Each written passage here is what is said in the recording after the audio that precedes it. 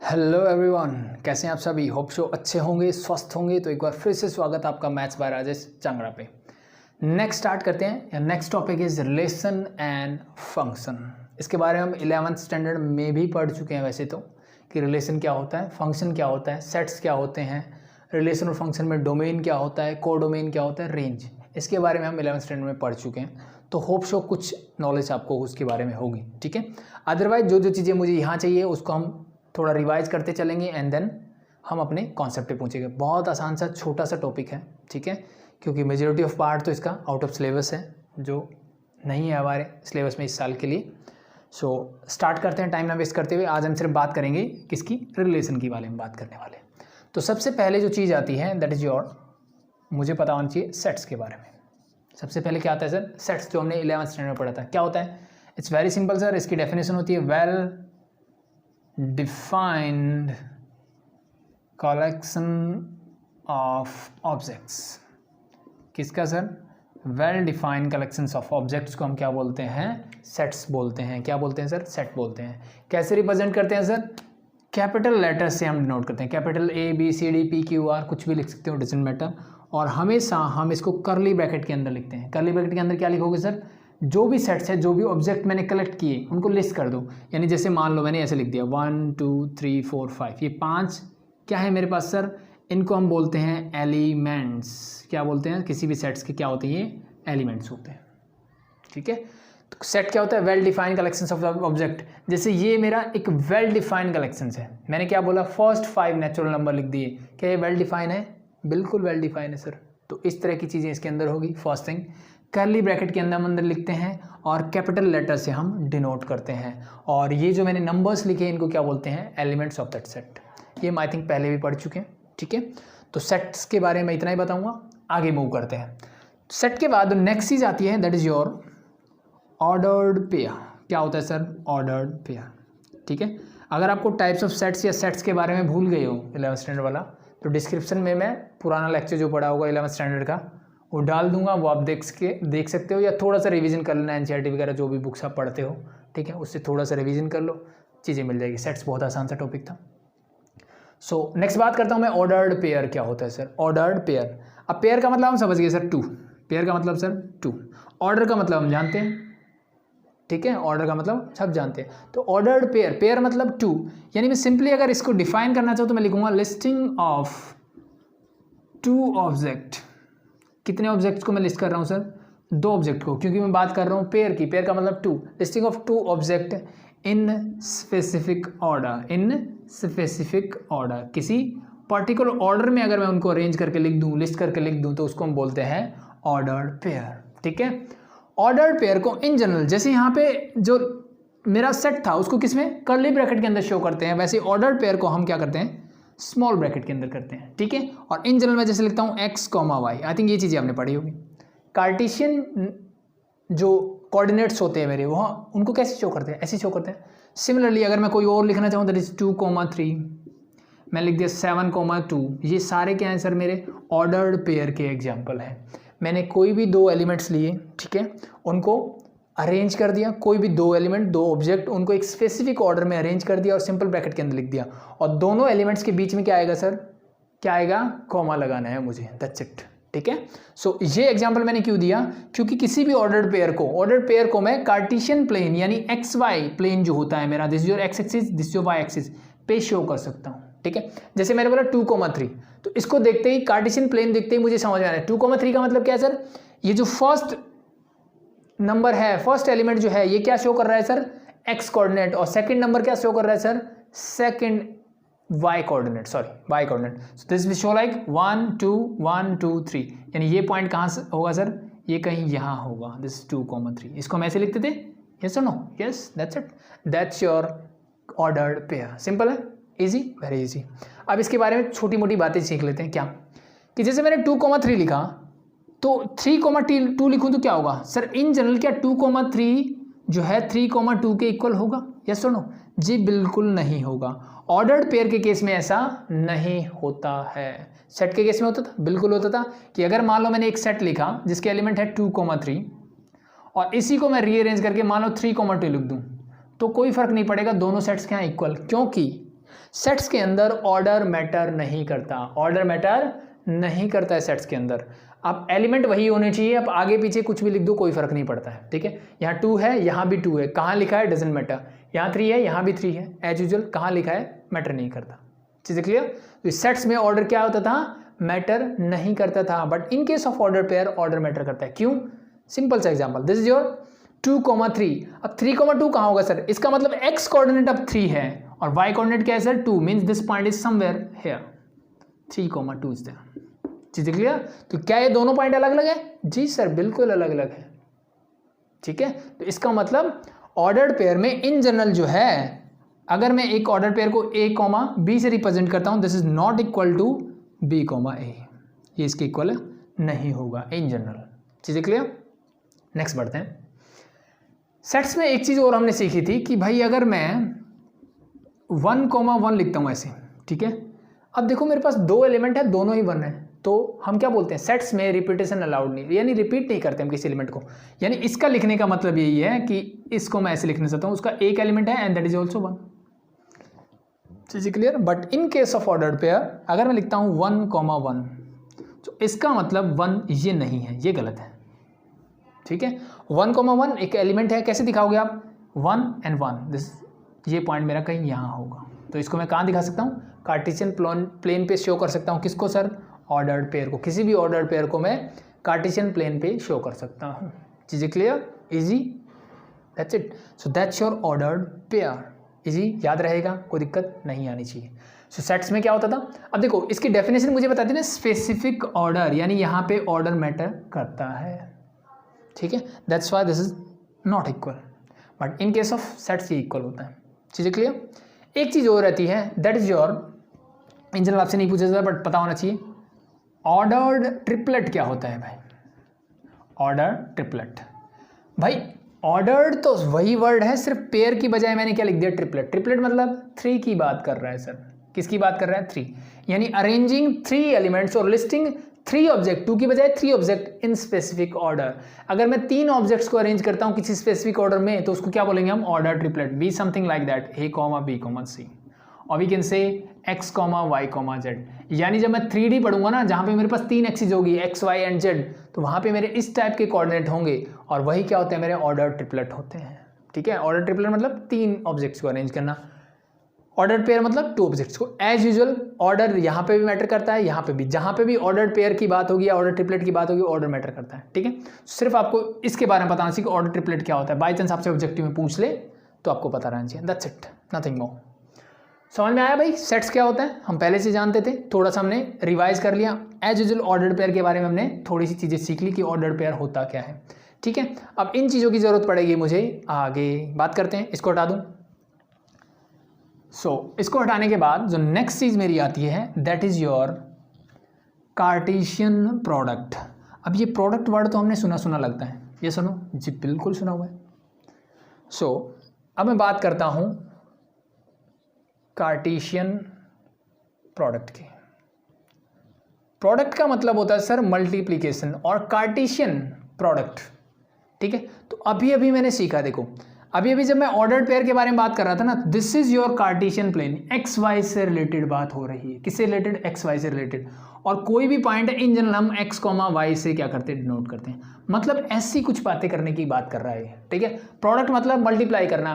तो भाई मैंने ऐसा क्या पढ़ा है जिसकी मैं मल्टीप्लाई करना सीखूंगा? तो सर हमने सिर्फ सेट पढ़े हैं। तो लेट मैंने मान लिया कि एक सेट मेरा क्या है सर? ए है, दूसरा सेट मेरा क्या है सर? बी है। 2 सेट है मेरे, ठीक है।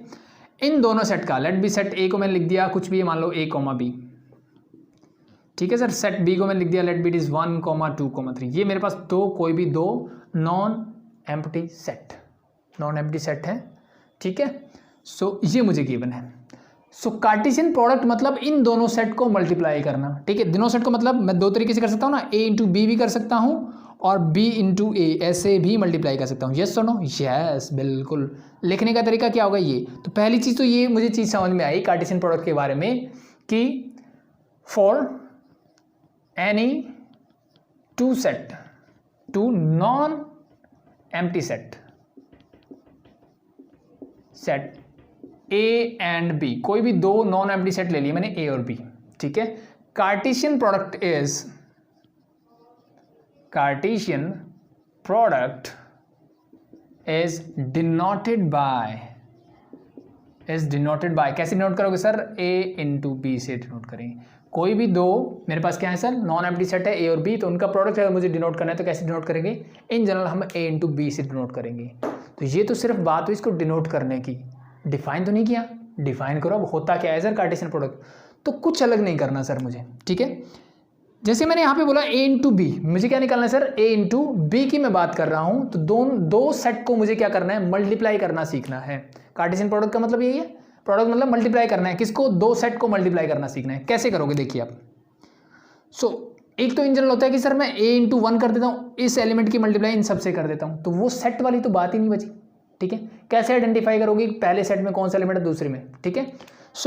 ये जो मेरा होता है, ठीक है, जो कोई भी कार्टेशियन प्रोडक्ट होगा वो क्या होगा? सेट ऑफ ऑर्डर्ड पेयर होगा। यानी इसका मतलब क्या है सर? यानी इन दोनों का जो रिजल्टेंट a इंटू बी आने वाला है वो क्या होगा? एक सेट ही होगा, लेकिन उसके अंदर एलिमेंट जो होंगे ना वो किस फॉर्म में होंगे? ऑर्डर्ड पेयर की फॉर्म में होंगे।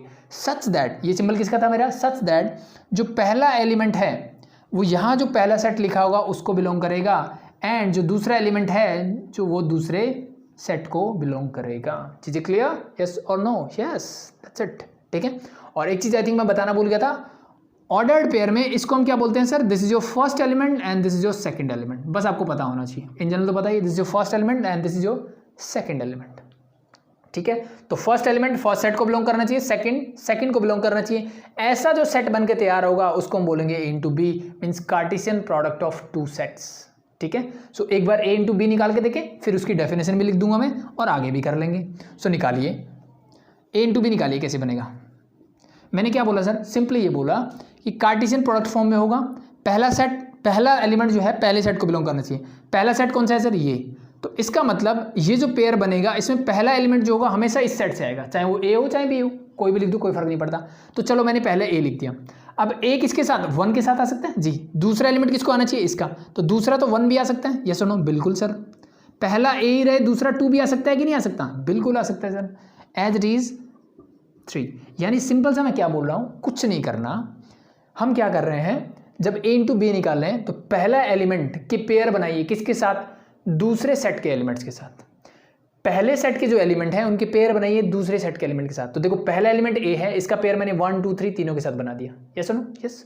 अब b के पेयर बनाइए सबके साथ, तो दिस बिकम b 1 के साथ बनेगा, b का पेयर जो 2 के साथ बनेगा, और b का पेयर ही किसके साथ बनेगा सर? 3 के साथ बनेगा। और ये जो सेट बन के तैयार हुआ ऑर्डर्ड पेयर का, that is your Cartesian product a into B. Easy? I think it's very very easy, ठीक है। मैंने क्या बताया था आपको, कार्टेशियन प्रोडक्ट क्या है सर? कोई भी दो सेट लिए मैंने a और b, उनका कार्टेशियन प्रोडक्ट पहली बात तो मैं ऐसे डिनोट करता हूं, एंड इज डिफाइंड एज। कैसे डिफाइन कर रहे हैं भाई? तो इतनी चीजों से आपको होप सो तो समझ में आ गया। डिफाइन एज, अगेन मैंने बोला set of ordered pair a comma p। कोई भी सेट ऑफ ऑर्डर्ड पेयर लिया a comma p, such that जो पहला एलिमेंट है जो मैंने a से बोला, तो पहला एलिमेंट बिलोंग करना चाहिए पहले सेट को और दूसरे एलिमेंट बिलोंग करना चाहिए दूसरे सेट को। That's it, that's your definition of Cartesian product. जो चीज़ मैंने आपको यहाँ बताई थी वही चीज़ मैंने आपको यहाँ लिख के बताई है, वही चीज़ मैंने आपको यहाँ करके दिखाई है। तीनों बातें एक ही है, ठीक है। तो इन जनरल डेफिनेशन में भी आपसे एग्जाम में बहुत रेयर पूछा जाता है, बट इस चीज़ का आपको पता होना चाहिए। और इस चीज़ को अगर आप बोल पा रहे हो ना कि कार्टेशियन प्रोडक्ट क्या है सर? कुछ नहीं है, ये जो है करली ब्रैकेट मुझे बता दी सेट होगा सर। ये किसका होगा? तो ये जो 2 डॉट या स्लैश लगा होगा इससे पहले जो दिखाएगा वो किसका है सर? ये ऑर्डर्ड पेयर का एक सेट है, जहां पे ऑर्डर्ड पेयर का फर्स्ट एलिमेंट किसको बिलोंग करना चाहिए? फर्स्ट सेट को, और सेकंड एलिमेंट सेकंड सेट को बिलोंग करना चाहिए। यही बात आप एज इट इज यहां लिख दो, दैट्स इट। चीजें clear? So that's your ordered pair. चीजें क्लियर हो जाएगा, दैट्स इट। अगर इतना हो जाएगा तो नेक्स्ट देखिए। अब नेक्स्ट मैं बात करता हूं कि सर मैंने अभी तक निकाला a into B, sir Cartesian product तो मैं b इंटू ए भी कर सकता हूं। जी बिल्कुल कर सकते हो, इसमें भी कोई दो राय वाली बात नहीं है। मेरे दिमाग में क्या रहना चाहिए भाई? कुछ नहीं, इसलिए मैं इसको बोल रहा हूं this is first set, this is second set, this is not A B, this is your first element and this is your second element, not A B. Simply. तो अब अगर मैं B इंटू ए करता हूँ कोई बात नहीं, मैंने देखा क्या है सर, पहले मेरा सेट B है सर, सो B का एलिमेंट पहले लो, क्या है सर 1 लिया मैंने, इसके पेयर किसके साथ बनाओगे, दूसरे सेट, दूसरा सेट यहाँ A है तो A के साथ, तो 1 का A के साथ पेयर बना दीजिए और 1 का बना दीजिए B के साथ पेयर। चीज़ें क्लियर? यस। अब 2 का A के साथ पेयर बना दीजिए और 2 का बना दीजिए B के साथ पेयर। सिमिलरली जो एलिमेंट 3 है उसका A के साथ पेयर बन जाएगा और उसी का बन जाएगा B के साथ पेयर, और ये जो सेट बन के तैयार होगा that is your Cartesian product B into A, B to A Cartesian product होगा, this is from A to B होगा। चीज़ें clear? That's your Cartesian product. तो आपको कोई भी दो सेट मैं आपको दूं, क्या आप मुझे कार्टेशियन प्रोडक्ट निकाल के दे सकते हो? बिल्कुल दे सकते हैं सर, कोई दिक्कत वाली बात नहीं। ठीक है, कुछ नहीं करना सर, अगर मुझे A इंटू B निकालना है सो फर्स्ट के एलिमेंट, बस जो मेरा ऑर्डर्ड पेयर का सेट बनने वाला है, जो सेट बनने वाला है ऑर्डर्ड पेयर का, उसका जो ऑर्डर पेयर होगा उसका फर्स्ट एलिमेंट मुझे यहाँ देखना है, ये जो सेट है उसका होगा। ठीक है, और ऐसे सारे होने चाहिए, set of all ordered pair बोल सकते हो यहाँ पे इस डेफिनेशन को, थोड़ा sorry, set of all ordered pair बोल दो कि जितने भी ऑर्डर्ड पेयर बन सकते हैं। ठीक है, क्या इससे ज़्यादा कोई ऑर्डर्ड पेयर बन सकता है अलग? नहीं बन सकता, सब आ गया मेरा जितना आ सकता था, यानी ये A जिसके साथ जाना था चला गया, B जिसके साथ जाना था चला गया, that's it. So that's your ordered Cartesian product. Simply चीज़ें समझ में आई, होप सो चीज़ें क्लियर है। चीज़ें क्लियर? चलो एक दो छोटी छोटी बातें और सीख लेते हैं कार्टेशियन प्रोडक्ट के बारे में। द फर्स्ट थिंग कि अगर मैं आपसे सिंपली ये पूछता हूँ कि नंबर ऑफ एलिमेंट्स कितने होंगे sir, number of elements in A into B, यानी Cartesian product A into B में नंबर ऑफ एलिमेंट कितने होंगे वो बताइए मुझे। ऐसे रिप्रेजेंट करते हैं किसी भी सेट में, हमने 11th स्टैंडर्ड में सीखा था कि मान लो सेट A है, उसके अंदर नंबर ऑफ एलिमेंट कैसे डिनोट करेंगे सर, NA से। तो अगर मैं ये सेट A है तो इसके नंबर ऑफ एलिमेंट कितने सर, 2 है। Number of element in set B कितने हैं सर 3 हैं। So number of element in A into B क्या होंगे, या तो काउंट करके बता लो, या फिर मेरे पास सीधा सादा फॉर्मूला है sir N into A into N into B। ठीक है, N इंटू एन बी कर दीजिए। सो अगर मैं यहाँ पे ध्यान से देखूँ A इंटू बी में क्या है सर, 1 2 3 4 5 6 एलिमेंट्स हैं, और चेक करके देखो आप, NA number of elements are 2, NB number of elements are 3 2 जा 6, दैट्स योर आंसर। क्या मैंने काउंट करके देखा पहले? यस। तो मैं डायरेक्टली, अगर मुझे सिर्फ नंबर ऑफ एलिमेंट्स पता है तो मैं डायरेक्टली बता सकता हूँ कि इनके प्रोडक्ट में नंबर ऑफ एलिमेंट्स क्या होंगे। क्या इस बात से similarly the same formula is use for number of element in B into A। ठीक है, क्योंकि भाई N B into N A करने से N3 इंटू 2 कर दो, 2 इंटू 3 कर दो, एलिमेंट्स उतने ही रहेंगे, दैट्स इट। ठीक है, अब इनका ऑर्डर मैटर नहीं करता, कैसे भी रीअरेंज करके लिख दो, कोई दिक्कत नहीं है। जैसे कुछ बच्चे ऐसे कर सकते हैं ना, 1 को A के साथ अरेंज कर दिया, फिर 2 को A के साथ कर रहे हैं, तो इस कोई बात नहीं, इसको आगे लिख दो। ठीक है, यानी सेम इसी सीक्वेंस में बस ऑर्डर्ड पेयर को चेंज करते चल जाओ, that's your ordered pair and that's number of elements in an ordered pair में टोटल नंबर ऑफ एलिमेंट्स कितने होंगे वो मुझे मिल गया। चीज़ें क्लियर? अब एक चीज़ देखिए, अब ये हटा देता हूँ भाई, अब ये चीज़ इंपॉर्टेंट है जो मैंने अभी हटाई है। ठीक है, इसको नोट डाउन करके रखना। मान लो सेट B मेरा क्या हो गया सर, ये मेरा वॉइड नल सेट और एम्प्टी सेट है। कैसे डिनोट करते हैं सर, या तो ऐसे या फिर ऐसे। So now what is your N A into B। A into B क्या होगा सर पहला एलिमेंट पेयर बनाएगा इसके एलिमेंट, तो इसके पास तो कुछ है ही नहीं सर, तो पेयर बनेगा ही नहीं। और मैंने डिफाइन किया set of all ordered pair, ordered pair का सेट होना चाहिए सर। सो इसका एलिमेंट A जाएगा अपना पेयर ढूंढने के लिए, इसको मिला ही नहीं मतलब पेयर बनेगा ही नहीं। पेयर नहीं बनेगा तो सेट भी नहीं बनेगा, नहीं बनेगा तो ये क्या रह जाएगा सर, खाली रह जाएगा। तो इसका मतलब दिस इज ऑल्सो नल और फाई सेट। सो A और B में से कोई भी एक सेट अगर क्या है, नल सेट है, तो मेरा जो कार्टेशियन प्रोडक्ट है वो भी क्या आएगा, एक नल सेट ही आएगा। पहली बात, दोनों फाई हो तो फर्क तो सवाल ही नहीं उठता सर, एलिमेंट तो किसी के पास नहीं है तो भी क्या रहेगा, फाई ही रहेगा। चीज़ें clear? So that's all about your Cartesian product. चीज़ें क्लियर? नेक्स्ट मूव करते हैं सर ऑर्डर्ड पेयर से, सॉरी नेक्स्ट मूव किसके लिए करते हैं, रिलेशन। ये हटा दूँ। देखो नेक्स्ट देखते हैं रिलेशन, जो कि हमारा आज का मेन टॉपिक है। ठीक है, रिलेशन क्या होता है भाई, तो इन जनरल रिलेशन वर्ड को देखते ही कुछ सेंस आती है ना। ठीक है, वो सेंस आपकी बिल्कुल सही आ रही है। ठीक है, कि रिलेशन भाई बहन का एक रिलेशनशिप होता है। रिलेशन होता है ना कि मैं उसका भाई हूँ, ठीक है, वो मेरी बहन है, ये भी एक रिलेशनशिप है। वो मेरे पिता हैं, ठीक है, मेरे फादर हैं, मैं उनका बेटा हूँ, ठीक है, ये क्या है, रिलेशन ही तो है। ठीक है, माँ बाप भाई बहन ये सारे क्या है सर, मेरे रिलेशन की ही बात कर रहे हैं, उनके साथ मेरा कुछ ना कुछ रिलेशनशिप है, वही रिलेशन की हम बात कर रहे हैं। ठीक है, लेकिन हम उनकी बजाय बात करेंगे कुछ मैथमेटिकल रिलेशन के बारे में। क्या बात करेंगे, मैथमेटिकल रिलेशन। वो कैसे होते हैं सर? सर बहुत सिंपल होता है कि मैं बोलता हूँ एक नंबर ए है सर, वो बी से बड़ा है, ये क्या है सर, एक रिलेशनशिप की ही तो बात कर रहे हैं। हमने इक्वेशंस पढ़ी हुई कि 2x + y जो है वो = 0 होगा, ये भी क्या है सर, एक रिलेशनशिप ही तो है। ठीक है, a² = < b होगा, ये भी क्या है सर, एक रिलेशन ही तो है। ये मेरे मैथमेटिकल रिलेशन होते हैं। क्या होते हैं सर, मैथमेटिकल रिलेशन होते हैं, दो नंबर्स के बीच में रिलेशन होते हैं। ठीक है, जैसे मैंने लिखा 2 = 3, 2 जो है वो 3 से छोटा है, इसको ऐसे लिखते हैं। ठीक है, तो ऐसे वो सारे नंबर इकट्ठे करना। जैसे मान लो कि मैंने बोला अभी 3 = 4 होता है सर, 5 = 7 होता है, ऐसे नंबर लिख दिए। ठीक है, तो मैं अगर इन जनरल आपसे बोलूं कि भाई जो मेरे पहले वाले नंबर हैं, मैंने पहले वो नंबर लिख दिए जो दूसरे नंबर से छोटे हैं, ऐसे नंबर अगर मैं अरेंज कर दूं तो वो एक क्या बताएगा मुझे, एक रिलेशनशिप बताएगा। क्या रिलेशनशिप बताएगा भाई, यहाँ मुझे बता रहा है कि ये जितने भी ऑर्डर पेयर मैंने लिखे हैं सर, इनमें पहला नंबर जो है दूसरे से हमेशा क्या होगा, छोटा होगा। तो ये क्या है सर, एक रिलेशन ही तो है। ठीक, क्या है, रिलेशन ही तो है। तो ऐसी बातें ही हम पढ़ने वाले हैं रिलेशन के अंदर। ठीक है, सबसे पहली चीज़, रिलेशन को हम कैपिटल R से डिनोट करते हैं। किससे, इन जनरल हम R से डिनोट करते हैं। कई बार आपको रिलेशन ऐसे भी लिखेंगे कि ये एक रिलेशन मुझे गिवन होगा और इसको मैंने S से लिख दिया, तो it's okay, no problem, because ultimately again relation is your set. Relation भी क्या होता है मेरा, एक सेट ही होता है। क्या बनेगा, एक सेट ही बनेगा। ठीक है, और सेट ऑफ किसका होगा सर, ऑर्डर्ड पेयर का होगा। किसका होगा, ऑर्डर्ड पेयर का होगा। तो अगर मैं अदर कैपिटल लेटर्स भी यूज करते हुए दिखूं तो इट्स ओके, नो प्रॉब्लम, क्योंकि सेट को मैं किसी भी कैपिटल लेटर से डिनोट कर सकता हूं, बट इन जनरल हम R से करते हैं। चीज़ें क्लियर, पहली चीज़। अब नेक्स्ट चीज़ क्या है सर, देखिए ध्यान से, अगर मैं बोलूं कि अब रिलेशनशिप, जैसे मैं अभी बोला ना कि भाई मैं उनका बेटा हूं या वो, ठीक है, वो मेरे पिता हैं, ये क्या है, एक रिलेशनशिप मैंने बताया कि वो मेरे पिता हैं, वो रिलेशन है। ठीक है, और किस किस के बीच में, मेरे और मेरे पिता के बीच में क्या रिलेशनशिप है जी, मैं उनका बेटा हूँ या वो मेरे पिता हैं, ये मेरा एक रिलेशन डिफाइन कर रहा था मैं। यानी कोई दो चीज़ों के बीच में रिलेशन होगा ना, अकेले के तो नहीं होगा।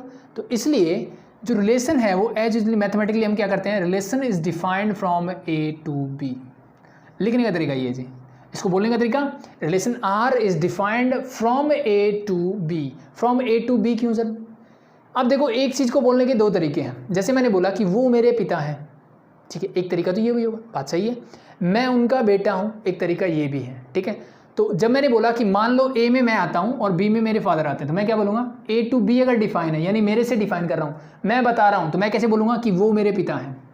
ठीक है, लेकिन मेरे पिताजी से पूछा जाएगा तो वो क्या करेंगे, वो मेरा बेटा है, वो ऐसे बोलेंगे। ठीक है, बात एक ही है, बोलने का तरीका, तो इसलिए डिफाइन अलग अलग होगा कि A से B आपका रिलेशन जा रहा है कि B से A जा रहा है। यानी सीधी सी बात है, बेटा बता रहा है कि बाप बता रहा है, वही बात है, बस चीज़ें क्लियर। तो relation is defined from A to B, इसको हम ऐसे लिखते हैं, पहली चीज़ ये। अगर मैंने बोला कि रिलेशन जो है वो A to B डिफाइन है, तो this relation is always be a subset of A into B। किसका सबसेट होगा sir, Cartesian product of A into B का। अगर रिलेशन मैंने बोला कि A to B डिफाइन है, and then the relation R is always be a subset of A into B, Cartesian product of those two sets. चीज़ें clear. And यहाँ पे मैंने सिंपली बोला है सर कि A और B जो है मेरे, मैं इन जनरल इसको क्या बोलता हूँ कि ये मेरे नॉन एम्प्टी सेट है, मतलब ये नल सेट नहीं है, इनके अंदर कोई ना कोई एलिमेंट होगा, एटलीस्ट वन एलिमेंट जरूर होगा। पहली चीज़, ठीक। तो रिलेशन कैसे डिफाइन किया, A to B डिफाइन किया मैंने, and R is always be a subset of A into B। A into B का क्या होगा, मेरा सबसेट होगा। ठीक है, कैसे, देखिए ध्यान से। अगर मैं किसी भी रिलेशन को डिफाइन करूं R, तो इन जनरल अगर मैं लिखना चाहूँ तो अगेन मैंने क्या बोला, relation is a set of ordered pair. So mathematically अगर मैं सेट बिल्डर फॉर्म में लिखना चाहूँ तो कैसे लिखते हैं हम sir, A, B, set of ordered pair को ऐसे लिखेंगे, सच दैट। अब बताते हैं हम A और B के बारे में। क्या बताओगे सर, अगर ये इसका सबसेट है तो मुझे ये मिलता है सर, पहला एलिमेंट तो किसको बिलोंग करना चाहिए, A को, दूसरा एलिमेंट किसको बिलोंग करना चाहिए, B को। ये तो सिर्फ हम कार्टेशियन प्रोडक्ट की डेफिनेशन देते थे। रिलेशन के बारे में हमने क्या पढ़ा भाई, इनके बीच में रिलेशनशिप क्या है, A B के बीच में, तो मैंने बोला लेट बी, मैंने बोल दिया कि सर ए जो है वो बी से छोटा होना चाहिए, मैंने रिलेशनशिप डिफाइन कर दिया। तो नई चीज़ क्या आ रही है सर यहाँ पे, तो सेट की कंडीशन में, सॉरी रिलेशन की कंडीशन में ऑर्डर्ड पेयर वाली सारी चीज़ें हैं, एक नई चीज़ ऐड हो गई, एक रिलेशन ऐड हो गया दो एलिमेंट्स के बीच में, कि जो मेरे ऑर्डर्ड पेयर के एलिमेंट्स होंगे उनके बीच में क्या रिलेशनशिप है वो मैंने इंट्रोड्यूस कर दिया। दैट इज़ योर, ये क्या बनेगा आपका, एक रिलेशन को डिफाइन करेंगे ऐसे, ठीक है। इन जनरल डिफाइन करने के लिए हम ये, जैसे मैंने इन जनरल बोला कि A is less than B, मैंने रिलेशन बताया, बट पता नहीं है ना ऐसे कुछ भी रिलेशन हो, ग्रेटर देन भी हो सकता है, स्क्वायर भी हो सकता है, ऐसा भी हो सकता है, ऐसा भी हो सकता है, ऐसा भी हो सकता है। सो इसलिए हम क्या लेते हैं, A is related to B, इसको हम ऐसे लिख देते हैं, ठीक है। तो ये कॉमन डेफिनेशन है कि ए जो है बी से रिलेटेड होगा, ठीक है। चीज़ें clear, this is the definition of relation. लिखना चाहो तो सिंपल लिख सकते हैं, for any two non empty set A and be the relation is always is a subset of A into B and is defined as the set of ordered pair AB such that the first element A is belongs to the first set A and the second element belongs to the second set and A is related to B। Language में लिखने का तरीका ये हो गया, लिख लोगे थे कोई दिक्कत नहीं होगी, इजी, दैट्स इट, ठीक है। नहीं लिखा गया वीडियो रिपीट करके लिख लेना। सो दिस इज योर रिलेशन। क्या चीज़ें समझ में आई, अभी थोड़ी कम आई होगी शायद, तो चलो एक एग्जाम्पल लेते हैं, चीज़ों को समझते हैं और आसान होगा। देखिए ध्यान से, सिंपली मान लो मैंने एक सेट ए ले लिया, कोई भी, जैसे मैंने पहले लिया था, मान लो इसको मैंने ए कोमा बी, सॉरी ए कोमा बी नहीं लेते हैं, लेट बी दिस 1, 3, 5 ले लिया, मान लो मैंने एक सेट ऐसे ले लिया, ठीक है सर। सेट बी मैंने ये ले लिया कि सर दिस इज योर 2, 4। चीज़ें क्लियर, क्या मुझे ए इंटू बी निकालना आता है, तो चलो ए इंटू बी की प्रैक्टिस कर लेते हैं फटाफट से। कीजिए सर फटाफट से। क्या होगा सर, पहला सेट से ए इंटू बी बोला तो पहले एलिमेंट का कोई भी एक सेट उठाइए सर, उसको बाकी सेकंड एलिमेंट के साथ पेयर कर दीजिए, तो 1, 2 हो गया, 1, 4 हो गया। सिमिलरली 3 को पेयर करेंगे तो क्या मिलेगा सर, 3, 2 इंटू 3, 4। नेक्स्ट कीजिए सर 5 का, जो 5, 2 एंड 5, 4। क्या चीज़ें क्लियर, यहाँ तक आई थिंक हमने बिल्कुल सही किया है, कोई दिक्कत नहीं है। तो this is your Cartesian product of A into B. मैंने रिलेशन को बोला है सर, ये कार्टेशियन प्रोडक्ट का क्या होगा, सबसेट होगा। सबसेट का मतलब भाई इन्हीं में से कोई एलिमेंट उठेंगे जिनके बीच में रिलेशनशिप बनेगा। सो लेट, अगर मैं एक रिलेशनशिप अब डिफाइन करता हूँ, फ्रॉम ए टू बी ही मैंने डिफाइन किया, लेट, और ये सारी चीज़ें तो सेम रहेगी। अब ये रिलेशन मुझे कुछ ना कुछ बताना पड़ेगा ना, कुछ ना कुछ तो बताना पड़ेगा। सो लेट बी, मैंने ये बोला कि भाई A is less than B, मैंने ये रिलेशनशिप डिफाइन किया कि पहला एलिमेंट जो होगा वो दूसरे से हमेशा क्या होगा, छोटा होगा, ठीक है। तो योर रिलेशन इज, देखिए अब मुझे पता है कि सेट ए टू बी मेरा रिलेशन डिफाइन है, और यहाँ पे ए टू बी है, मतलब पहला एलिमेंट जो है दूसरे से हमेशा क्या होना चाहिए, छोटा, यानी दूसरा पहले से बड़ा होना चाहिए। बोलने का तरीका चेंज बस। तो देखिए पहला जो है दूसरे से छोटा है कि नहीं है, बिल्कुल। इसका मतलब ये इस रिलेशन को बिलोंग करता है, मतलब ये इस रिलेशन में लिखा जाएगा। पहला दूसरे से क्या है सर, छोटा है, तो ये भी इस रिलेशन में आएगा सर। पहला दूसरे से बड़ा है, ये नहीं आएगा सर। पहला दूसरे से छोटा है तो इसमें आएगा सर। पहला दूसरे से बड़ा है तो ये इसमें नहीं आएगा, पहला क्या होना चाहिए, छोटा। नेक्स्ट इस पहला दूसरे से क्या है सर, फिर से बड़ा है, तो ये भी इसमें नहीं आएगा। तो इसका मतलब ये जो रिलेशनशिप बन के आया, ये मेरा यही रिलेशनशिप है जिसके बारे में मैंने बात की कि ऐसा relationship from A to B such that जो पहला एलिमेंट है वो हमेशा छोटा होने चाहिए दूसरे से। चेक करो, 1 is smaller than 2, 1 is smaller than 4, 3 is smaller than 4, that's it. So that's your relation. और मैंने कहाँ से निकाला, आप देखो मैंने इसी के एलिमेंट उठाए, 1, 2 एंड 3, ये 3 एलिमेंट। तो क्या ये इसका सबसेट है, यही बात मैंने आपको बताई थी कि इसका सबसेट होगा सर। चीज़ें clear, that's it, that's your relation. अब कुछ बच्चों के दिमाग में ही हो सकता है सर कि आपने 3 और 2 एलिमेंट लिए, मान लो यहाँ 7, 8 एलिमेंट्स हैं, यहाँ 10 एलिमेंट्स हैं, फिर अगर मुझे कोई रिलेशनशिप निकालना पड़े तो क्या हमेशा मुझे कार्टेशियन प्रोडक्ट निकालना पड़ेगा? ऐसा ज़रूरी नहीं है बेटा, कोई ज़रूरी नहीं है, ठीक है।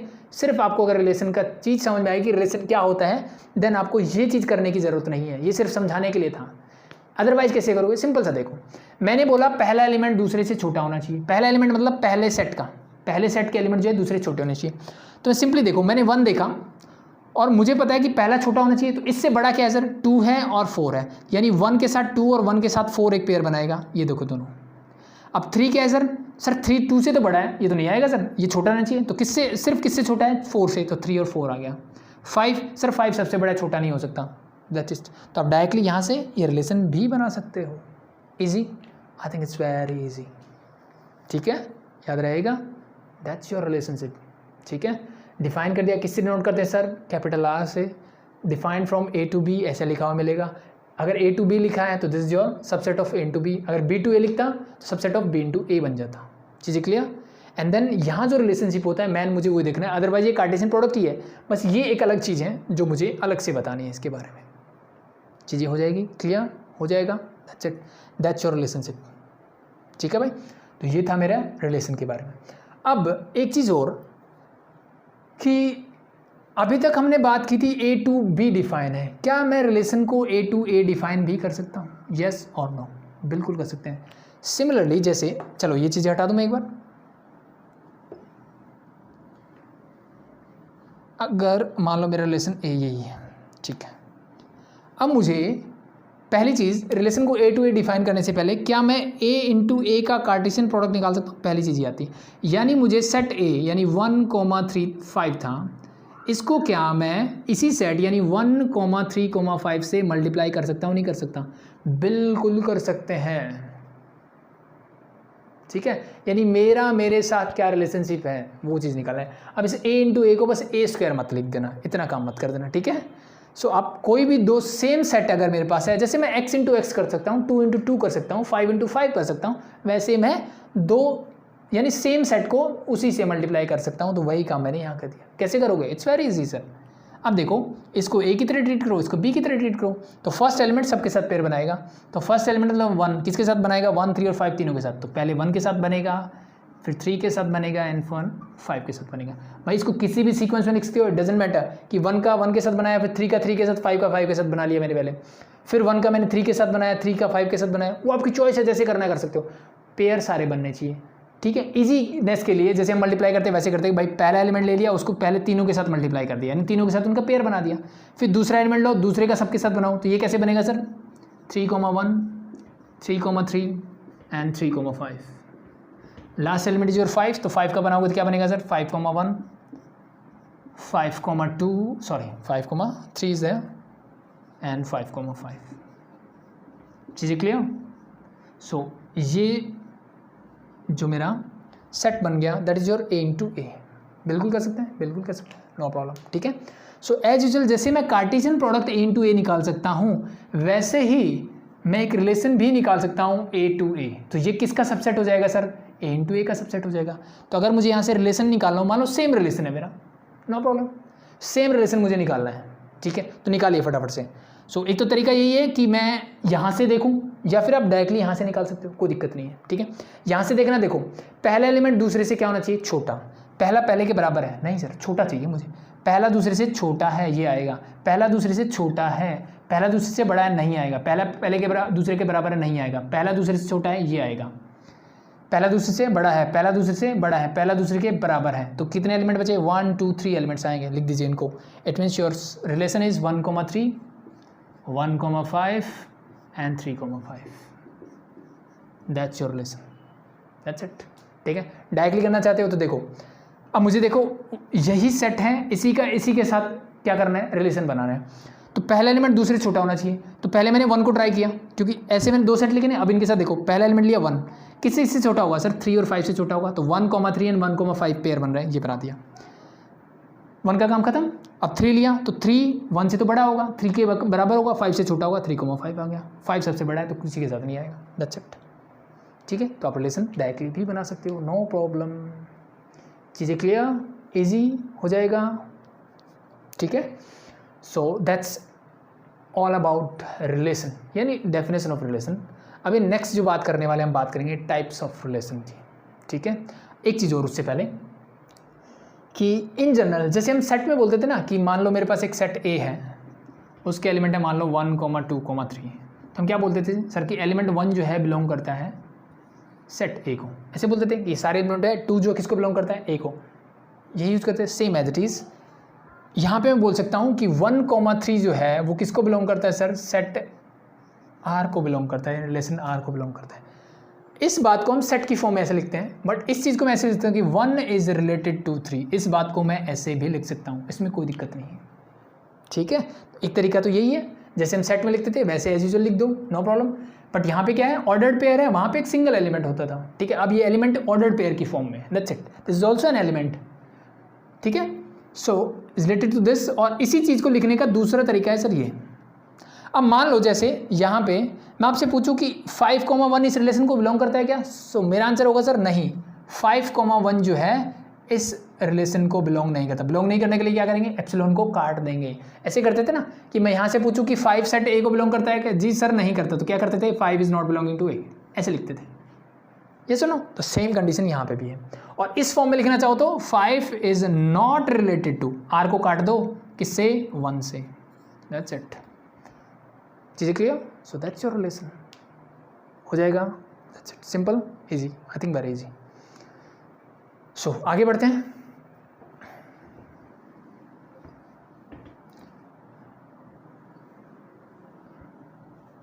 ये हटा देता हूँ एक बार, ठीक है। चलो रिलेशन और ले लेंगे, चीज़ें आई थिंक समझ में आ गई होगी कि रिलेशन क्या होता है। रिलेशन पता लग गया भाई क्या होता है, ठीक है। अब रिलेशन के बारे में कुछ चीज़ें जान लेते हैं कि चलो एक और एग्जांपल ले लेता हूँ फिर से। चलो 1 3 5 वैसा ही ले लेते हैं। चलो एक सेट ए हो गया, set B is let B is 2,4, same relation ले लेता हूँ। चलो एक बार क्या मिले, मैंने क्या डिफाइन किया था वो, कि पहली टर्म जो है दूसरे से क्या होनी चाहिए, छोटी। इट मीन्स 1,2 इसमें होगा, 1,4 होगा, देन 3,4 होगा। तो ये मेरा एक क्या बन के आया था, एक रिलेशन बना था यहाँ पे। और क्या रिलेशन था कि पहला एलिमेंट जो है वो दूसरे से क्या होना चाहिए, छोटा होना चाहिए, इसके बारे में बताया था। तो कुछ चीज़ें हम जान लेते हैं यहाँ पे, ठीक है। देखिए अब किसी भी रिलेशन में, वैसे आप डोमेन और रेंज के बारे में जानते हैं, ठीक है, हम उसी की बात करने वाले हैं कि डोमेन ऑफ दैट रिलेशन क्या होगा। डोमेन क्या होती है, रेंज क्या होती है, और कोडोमेन क्या होता है, ठीक है। कोई भी रिलेशन आपको गिवन है, उसका डोमेन, रेंज और कोडोमेन क्या होता है, उसके बारे में बात करते हैं सिंपली। अब ये जो रिलेशन था कहाँ से कहाँ डिफाइन था sir, A to B define था। कहाँ से कहाँ डिफाइन था sir, A to B define था, ठीक है। सो अगर मैं इसके डोमेन की बात करूँ तो सिंपली क्या करना होता है मुझे, एक सेट जो कि ये मेरा रिलेशनशिप है, इसके पहला एलिमेंट उठा लीजिए आप, क्या है सर, 1 1 और 3, 1,1,3, ये पहले एलिमेंट है। अब मुझे पता है सेट में मैं एलिमेंट्स को रिपीट नहीं करता, तो मैंने 1 को कैसे लिखूंगा, एक ही बार लिखूंगा sir, your element is 1,3। So ये जो सेट बनेगा that is your domain of that relation R. ये आर का क्या होगा, मेरा डोमेन होगा। कैसे मिला सर, इट्स वेरी इजी, कि जो मेरे पहले एलिमेंट्स होते हैं, ठीक है, उनको उठा लीजिए, उनसे जो सेट बनेगा वही मेरा क्या होगा, डोमेन होगा। और ये डोमेन जो है it is always a subset of किसका सर, जैसे मैंने relation A to B define किया, तो पहले एलिमेंट कौन से सेट से उठा रहे हो आप, A से ही तो उठा रहे हो, this is always subset of set A। चीज़ें क्लियर, ये इसका प्रॉपर और इम्प्रॉपर वो डिपेंड करता है, ठीक है। कभी कभी ये प्रॉपर भी होगा, इम्प्रॉपर, यानी जो मेरा डोमेन है वो सेट A के इक्वल भी हो सकता है और नहीं भी हो सकता, ज़रूरी नहीं है, बट इसका सबसेट होगा। इसका मतलब ये प्रॉपर भी हो सकता है या इम्प्रॉपर सबसेट होगा, पहली चीज़ क्लियर। रेंज का मतलब क्या है सर, इट्स वेरी सिंपल, जो सेकंड एलिमेंट है उनको उठा लीजिए। तो ये क्या है सर, 2,4,4 दोबारा रिपीट नहीं करेंगे, तो that's why this set is your range. यानी पहले एलिमेंट्स को उठा के जो सेट बना वो क्या बनी सर, डोमेन। सेकंड एलिमेंट को जो उठा के बना दैट इज योर रेंज। चीज़ें क्लियर, दैट्स इट।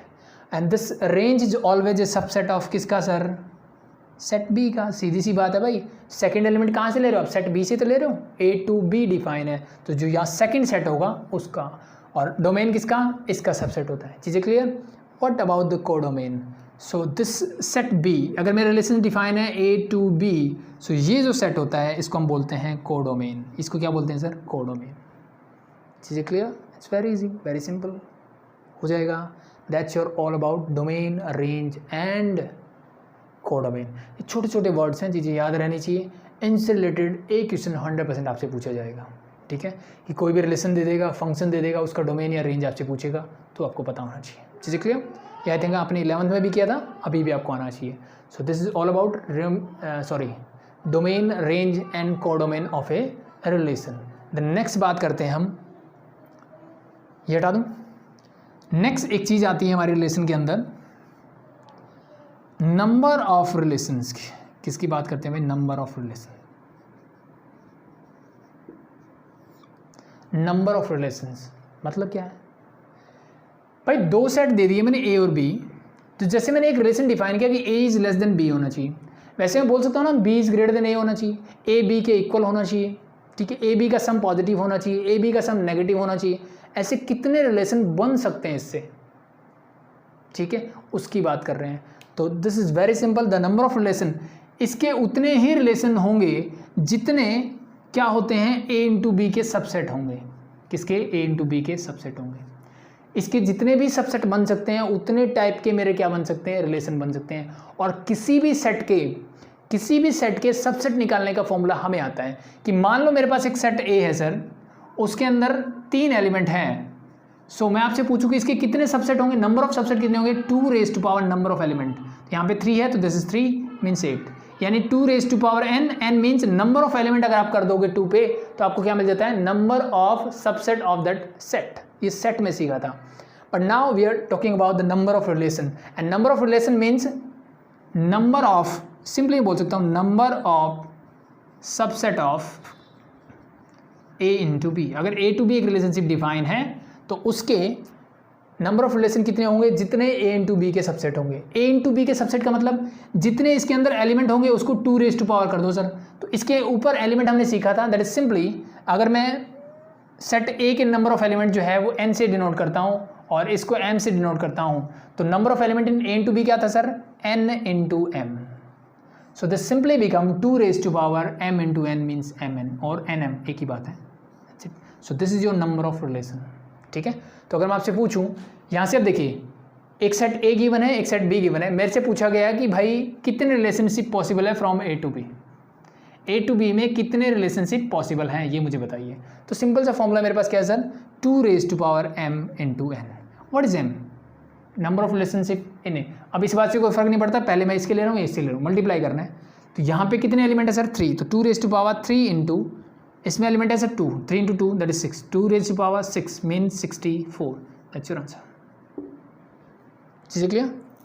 बस इजी, इट्स वेरी इजी, हो जाएगा भाई, हो जाना ही चाहिए।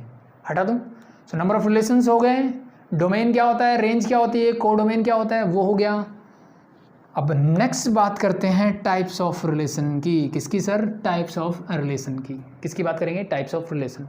टाइप्स ऑफ रिलेशन क्या है देखिए ध्यान से। पहली चीज़ जो इस रिलेशन से रिलेटेड बता दूं कि आर इनवर्स, यानी कोई भी एक रिलेशन है उसका इनवर्स अगर मुझे निकालना हो तो मैं उसको कैसे डिनोट करूँगा, कैसे निकालूंगा, सिंपली। सो अगर मैं इससे पहले बताऊं कि ये रिलेशन क्या था सर, मैंने डिफाइन किया था कि आर क्या है, set of ordered pair A B such that the first element belongs to the first set, second element belong to the second set, and relation क्या था sir, A is less than B। ठीक है, तो ये मेरा एक simple सा relation given है, मुझे इसका इनवर्स यानी इसका उल्टा बताना है। उल्टा बताने का मतलब जैसे मैंने आपको एग्जांपल दिया था, वो मेरे पिता हैं, ये एक रिलेशनशिप है, ठीक है। उल्टा जब मेरे पिता क्या बोलेंगे, ये मेरा बेटा है, ठीक है, तो रिलेशनशिप चेंज हो गया नहीं।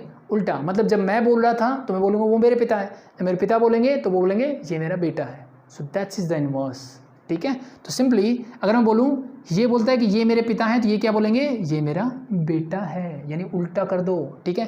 यानी simply R inverse is denoted by B comma A, this is something like that. ये चीज़ें सेम रहेगी कि A belongs to A comma B belongs to B and A is less than B. चीज़ें clear हुई कि नहीं हुई? ठीक है, मैंने उल्टा कर दिया बस सिस्टम को, ठीक है। यानी जैसे ये था R12, तो इस अगर मैं R इनवर्स इसका निकालना चाहूँ तो इनवर्स ऑफ ए रिलेशन की बात कर रहे हैं हम। किसकी बात कर रहे हैं? Inverse of a relation. कैसे डिनोट किया मैंने इसको डिनोट किया सिंपली R इनवर्स से, ठीक है। ये -1 जो मैंने लिखा है ऊपर, इसका मतलब कैसे रीड करेंगे, R इनवर्स, पहली चीज़। चीज़ें क्लियर? सो कैसे करेंगे, देखो उल्टा करने का मतलब है सर, ये पेयर बन रहा था 1,2 का, तो ये पेयर बनेगा 2,1। ये बन रहा था 1,4, दिस बिकम 4,1। मतलब इस पेयर के एलिमेंट्स को उल्टा कर दीजिए, फर्स्ट को सेकंड बना दीजिए, सेकंड को फर्स्ट, एंड दिस बिकम 4,3। तो आपसे क्वेश्चन पूछा जा सकता है, एक रिलेशन दे देगा, उसका इनवर्स निकाले तो आप निकाल सकते हैं। एक रिलेशन ऐसे बोलेगा, अब ये छोटी छोटी चीज़ ध्यान रखना, उसका इनवर्स कैसे लिखूंगा मैं, कैसे लिख सकता हूँ, आपसे 4 ऑप्शन करके दे देगा। तो सिंपली कुछ नहीं करना, इस ए बी को इंटरचेंज कर दीजिए, बाकी चीज़ें एज इट इज चेक कर सकते हैं आप। अब ए बाद में हो गया है, बी पहले हो गया है, यानी पहला एलिमेंट दूसरे से बड़ा होगा। बी जो है बड़ा होना चाहिए ए से, और बी कौन सा है, पहला एलिमेंट है सर, तो पहला दूसरे से बड़ा है, पहला दूसरे से बड़ा है, पहला दूसरे से बड़ा है। यहाँ क्या था, पहला दूसरे से छोटा था, पहला दूसरे से छोटा था, पहला दूसरे से छोटा था, यहाँ छोटा था वहाँ बड़ा था, रिलेशन चेंज हो गया, इनवर्स हो गया, दैट्स इट।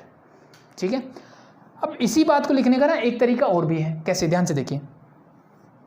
आर इनवर्स को मैं, जैसे मैंने ऊपर लिखा, इसको मैं A comma B as it is रखता हूँ, A comma B as it is रखता हूँ, ठीक है, सच दैट, लेकिन ये पहला एलिमेंट आर इनवर्स से किसको बिलोंग करेगा, अब मैं इसको लिखूंगा कि A belongs to B and B belongs to A belongs to B and B belongs to A. और हो क्या रहा है सर, ए जो है बड़ा है किससे, बी से, ए जो है वो क्या है, बड़ा है बी से, so simply and A is greater than B.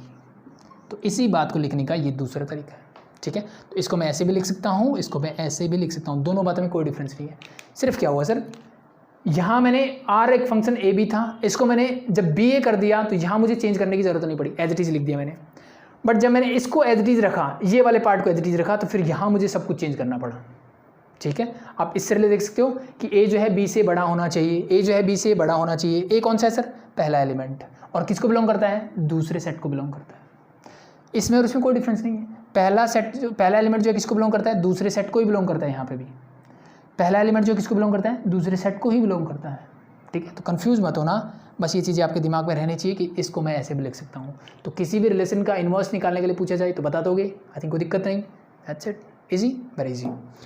सो अब एक और चीज़ आती है सर कि मैं आपसे पूछूँ तो फर्स्ट रिलेशन आर था, जो मेरा आर था, इसका डोमेन क्या था।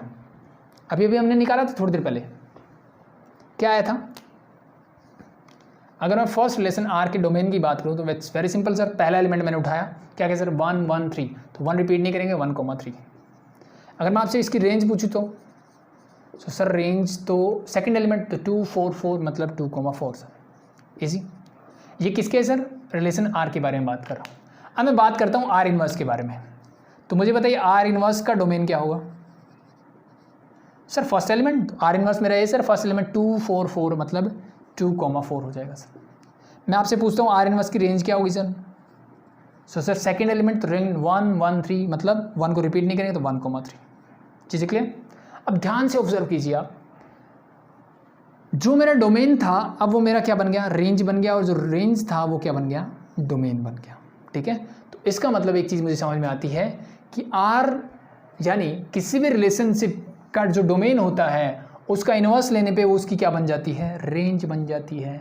किसी भी रिलेशन की जो रेंज होती है उसका इन्वर्स लेने पे वो उसका क्या बन जाता है, डोमेन बन जाता है। चीज़ें क्लियर। और कोडोमेन में क्या फ़र्क पड़ेगा भाई, इंटरचेंज होना ही होना है वो तो। ठीक है, क्यों होना है भाई, क्योंकि जब मैंने आर की बात की, ठीक है, आर की बात जब की तो बात किसकी हो रही थी sir, R is a subset of A into B, but R inverse is a subset of B into A. Yes और नो, यस। ठीक है, सो यहाँ पे कोडोमेन क्या होगा, बी, यहाँ पे क्या होगा सर, ए होगा, यानी वो भी इंटरचेंज हो जाएगा। तो यानी डोमेन रेंज इंटरचेंज हो जाएगी और कोडोमेन भी चेंज हो जाएगा। चीज़ें clear, that's it. So that's the first type of relation. आप बोल सकते हो कि इनवर्स ऑफ किसी रिलेशन का इनवर्स अगर मुझे लेना हो तो इनवर्स ऑफ रिलेशन आपसे पूछा जाए तो आई थिंक आप बता सकते हो क्या होता है, कैसे डिफाइन किया जाता है। ठीक है, ये दो तरीके मैंने आपको बताए। और ठीक है, और क्या है सर कि इसमें डोमेन रेंज पे क्या इफेक्ट पड़ता है, जैसे क्या होता है, इंटरचेंज हो जाते हैं, डोमेन रेंज बन जाता है, रेंज डोमेन बन जाता है, दैट्स इट। सो 1 मार्कर आपसे पूछा जा सकता है कि कोई रिलेशन है उसका डोमेन ये गिवन है, find the range of are inverse, तो उसकी रेंज जो इसका डोमेन है वही उसकी रेंज बन जाती है, दैट्स इट। ठीक है, अब कुछ बोले सर इसी के डोमेन पूछे तो बेटा उसके लिए ये देना पड़ेगा, अदरवाइज नहीं बता सकता मैं, सिर्फ इस डोमेन के बेसिस पे ये डोमेन नहीं बता सकता मैं। ठीक है, कुछ ना कुछ वो ऐसे लिंक देगा, तो जब क्वेश्चंस करेंगे तो चीज़ें और क्लियर हो जाएगी। सो this is inverse of a relation, ये हटा दूँ भाई, अच्छा इनकी ज़रूरत पड़ेगी मुझे, तो इनवर्स ऑफ रिलेशन मैंने एक बार के लिए हटा दिया है। ये क्या था मेरा, फर्स्ट टाइप रिलेशन की बात की थी हमने। ठीक है भाई, नेक्स्ट बढ़ते हैं। सेकंड टाइप मैं बोल सकता हूं नल और वॉइड और एम्प्टी रिलेशन। ये क्या होता है सर, ठीक है, क्या होता है सिंपली देखिए कि भाई मैं आपको सिंपली ये बोलूँ कि एक बॉयज़ स्कूल है, ठीक है, क्या है सर, बॉयज़ स्कूल है, यानी जिसमें सारे लड़के हैं, और मैंने एक रिलेशनशिप डिफाइन कर दिया। क्या डिफाइन किया सर कि A is a sister of B, A जो है वो बी की क्या है, सिस्टर है, ऐसा एक रिलेशनशिप है। तो जहाँ बॉयज़ स्कूल में क्या कोई लड़का जो है किसी दूसरे लड़के की बहन हो सकता है सर? ये तो पॉसिबल नहीं है, पॉसिबल नहीं है ना। भाई हो सकते हैं लेकिन बहन नहीं हो सकती, ठीक है। तो ये रिलेशन क्या बता रहा है भाई, इसमें तो कोई भी लड़का नहीं आने वाला, यानी कोई भी एलिमेंट नहीं आने वाला। तो ये इस टाइप के रिलेशन क्या बोलते हैं, एम्प्टी और वॉइड रिलेशन। क्या बोलते हैं सर, एम्प्टी और वॉइड रिलेशन। तो इसको डिफाइन करने से पहले मैं आपको छोटी चीज़ बता दूं। जैसे मान लो ये मैंने रिलेशन डिफाइन किया था यहाँ पे, आर इज दिस। मान लो मैं ये बोल दूँ कि यहाँ पे मैंने बोल दिया कि a प्लस बी जो है वो लेस देन 0 होना चाहिए, ये रिलेशन मैंने बता दिया। Same relation a to b is a subset of set of ordered pair a b such that first element belong to the set a, second belong to the set b, and इन दोनों का सम क्या होना चाहिए, हमेशा less than 0 होना चाहिए। तो ऐसे रिलेशनशिप के मुझे एलिमेंट बताइए क्या होंगे, निकालिए, ठीक है। सो मैंने देखा सर, पहला मैंने एलिमेंट लिया 1, इसको ऐड करके देखो 2 और 4 में, क्या आपको 0 से कम मिलेगा? भाई सारे ही पॉजिटिव नंबर हैं, सारे ही पॉजिटिव नंबर हैं। तो जितने भी ऑर्डर्ड पेयर यहाँ पे पॉसिबल होंगे उनके दोनों एलिमेंट्स को अगर मैं ऐड करूँगा तो वो हमेशा मुझे ग्रेटर देन 0 यानी पॉजिटिव ही मिलेगा, वो कभी भी लेस देन 0 या नेगेटिव नंबर नहीं मिल सकता। तो इसका मतलब इस रिलेशन में क्या है सर, कुछ नहीं आएगा। मतलब ये रिलेशन कैसा है सर, वॉइड, एम्प्टी और कैसा रिलेशन है, नल है, ठीक है, वॉइड और एम्प्टी रिलेशन है। चीज़ें क्लियर हो जाएगा, दैट्स इट, हो जाएगा भाई। सो चीज़ें clear. So this is your void और एम्प्टी रिलेशन के बारे में हम बात कर रहे थे। एग्जाम्पल दे दिया मैंने, इसके ऑर्डर्ड पेयर बना के देख लेना चाहिए, ठीक है, यानी कार्टेशियन प्रोडक्ट निकाल लो, फिर उसमें देख लो कोई एलिमेंट ऐसा मिल रहा है क्या, पॉसिबल है क्या। अब कर सकते हो भाई, 1 का पेयर 2 के साथ बनेगा, 1 का 4 के साथ, क्या इनमें से 1 + 2 3, 1 + 4 5, greater than 0 not less than 0, ये लेस देन 0 की बात हो रही है। इनको ऐड करके देखो, दिस इज ऑलवेज क्या मिलेगा मुझे, ग्रेटर देन 0 ही मिलेगा। तो अगर मैं नल या वॉइड रिलेशन को डिफाइन करना चाहूँ, ठीक है, या एम्प्टी रिलेशन को मैं डिफाइन करना चाहूँ तो क्या होगी डेफिनेशन, देखिए ध्यान से, नीचे लिख दूँ। मैं बोल सकता हूँ कि वॉइड और empty relation in a set ए, जिसे बोलो ए टू बी भी हो सकता है, ये सेट ए में भी हो सकता है। ए टू ए भी रिलेशनशिप मैंने बताया ना, ए टू ए भी हो सकता है। तो आपकी बुक्स में ऐसी डेफिनेशन मिलेगी, रिलेशन इन सेट ए, तो आप इसको ए टू बी भी कर सकते हो, in set A to B और इन सेट ए, किसी एक सिंगल सेट की बात कर सकते हो या फिर 2 सेट की बात सकते हो, नो प्रॉब्लम, एक ही बात है। एम्प्टी और void relation in a set A is defined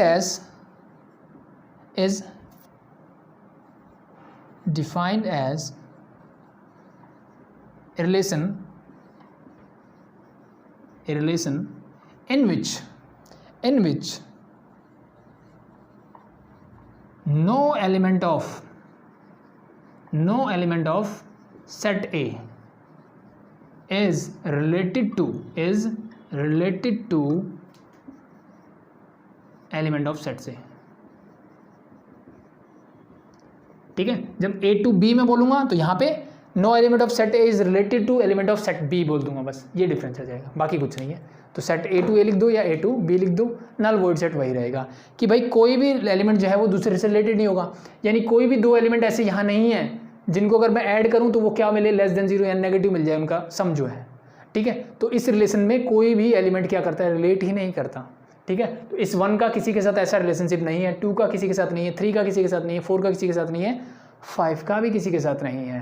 तो इस टाइप के रिलेशन को क्या बोलेंगे सर, हम नल और वॉइड रिलेशन बोलेंगे या एम्प्टी रिलेशन बोलेंगे। That's it, easy, very easy, it's very very easy, ठीक है। ये सिर्फ डेफिनेशन के काम आएंगे, ऐसे क्वेश्चन हैं, ठीक है। तो बस आपको पता होना चाहिए। द नेक्स्ट मैं मूव करता हूँ भाई, चलो इसको हटाना नहीं था, चलो दोबारा लिख लेंगे। टाइप 3 इज योर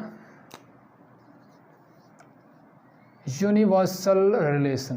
क्या बात करेंगे सर, यूनिवर्सल रिलेशन के बारे में बात करेंगे। ये क्या होता है सर, यूनिवर्सल, यूनिवर्स, सब कुछ, ठीक है, यानी एक ऐसा रिलेशनशिप जिसमें सब कुछ आ जाए उसको हम क्या बोलेंगे, null, sorry universal relation, not by null, ठीक है।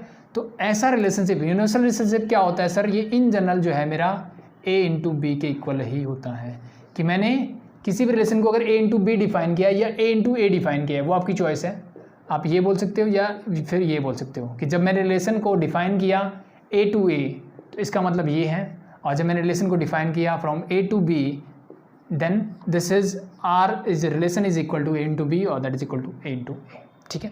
सो चलो a इंटू बी वाले कर लेते हैं। सो अगर मैं सिंपली इसको बोलूँ कि इसी रिलेशन को मैंने क्या बोल दिया, चेंज करके मैंने बोला कि a plus B is always greater than 0 होना चाहिए, ये सुनो जी, बिल्कुल ऐसे होना चाहिए। तो अब देखिए आप, अब इस रिलेशनशिप में क्या क्या आएगा, देखिए भाई दोनों का सम जो हमेशा 0 से बड़ा होना चाहिए, सारी पॉजिटिव टर्म्स हैं, तो जितने भी पेयर बनेंगे सब क्या होंगे, हमेशा पॉजिटिव होंगे। चेक करके देखो, 1 का 2 के साथ बनाइए, 1 का 4 के साथ बनाइए, 3 का 2 के साथ बनाइए, 3 का 4 के साथ बनाइए, एंड देन 5 का 2 के साथ एंड 5 का 4 के साथ। इन सब को ऐड करके देखिए आप, आपको हमेशा सम क्या मिलेगा, ग्रेटर देन 0 मिलेगा। तो इस टाइप के रिलेशनशिप को क्या बोलेंगे, क्या बोलेंगे, इसको बोलेंगे सर हम यूनिवर्सल रिलेशन। और ये किसके इक्वल होता है, सिंपली a इंटू बी के कार्टेशियन प्रोडक्ट के इक्वल होता है।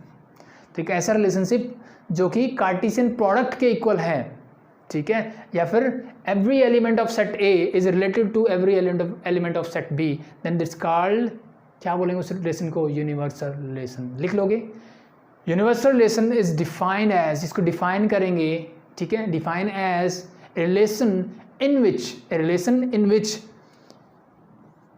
एवरी एलिमेंट ऑफ, अब ये चीज़ ध्यान रखना, अब डिफाइन जरूर कर देना कि a universal relation define from A to B और A टू A, जैसा आप चाहते हो, ठीक है, जैसी डेफिनेशन लिखनी है, दोनों ही सही है, कोई दिक्कत नहीं है।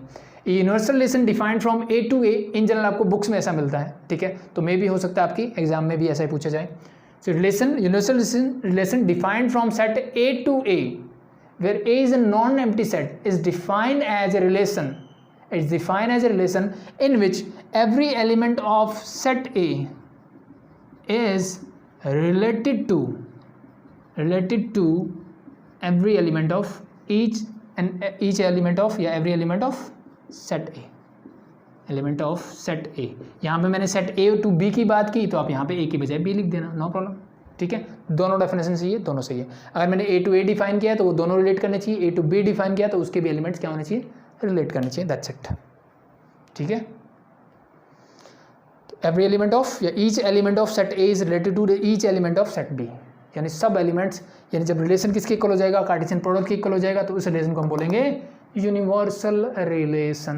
चीज़ें क्लियर हो जाएगा। अब थ्योरेटिकल बातें ख़त्म, अब काम की चीज़ें होंगी जिन पे बेस्ड मुझे क्वेश्चंस करने हैं। आगे बढ़ते हैं फटाफट से, ठीक है।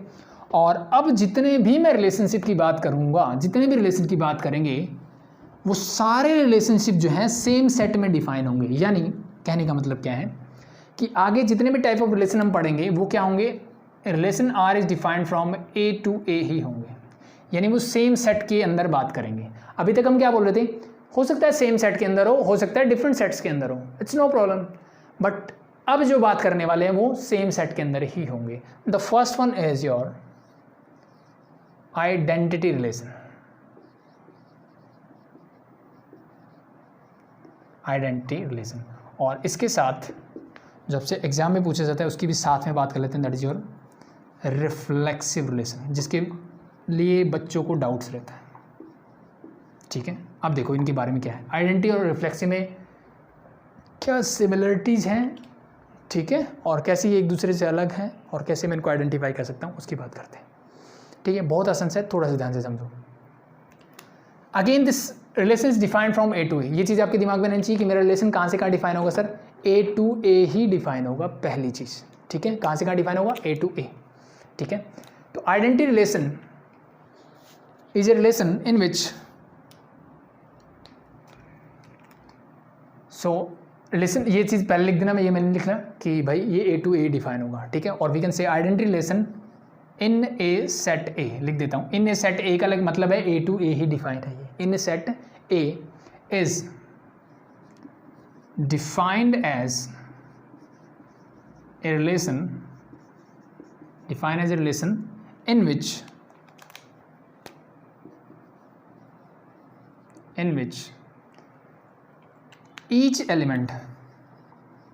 each and every element